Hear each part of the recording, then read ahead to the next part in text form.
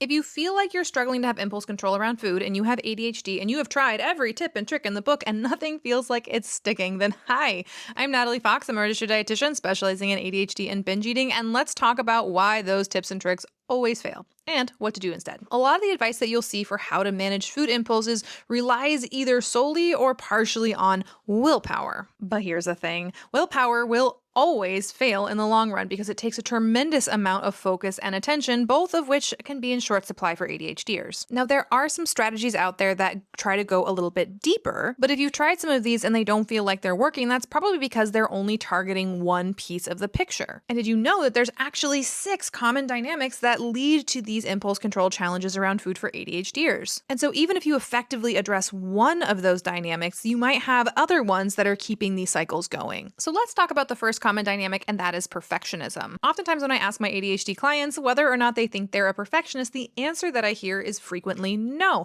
because they don't feel like they often do things perfectly and they may not have good attention to detail. But here's the thing, being a perfectionist doesn't mean that you do things perfectly. It means that the standard you are holding yourself to is perfection. And a lot of ADHDers grow up with an immense pressure to do things properly, to do things the right way. And that often turns into all or nothing thinking, which in the context of food can look like labeling days as good or bad, feeling like all of your meals and snacks have to be made 100% from scratch or it doesn't count. Or if one thing doesn't go according to plan, you throw your hands up in the air and say, oh, it's a wasted day. I might as well just get all my cravings out of the way and start fresh tomorrow. And so if you notice that you're in this cycle, a really great way to start challenging this mindset is to always be asking yourself, what is my bar for success here? Is it perfection, or could it be something that's more realistic, more sustainable, and fits better into my preferences and my lifestyle? Now, dynamic number 2 is very closely associated, and that is shame. So when we can't meet those unrealistic expectations that have been set, we often turn that frustration inward as self-blame or viewing that failure as evidence of a lack of moral character or value, right? So it becomes, I failed, so there must be something wrong with me. And that shame cycle is so powerful and has a profound impact on your eating habits because feeling shame triggers emotional dysregulation and reinforces perfectionist thinking. And so the antidote to this starts with how you view failure. Failure isn't proof that you're not motivated or you're undisciplined or that you're broken.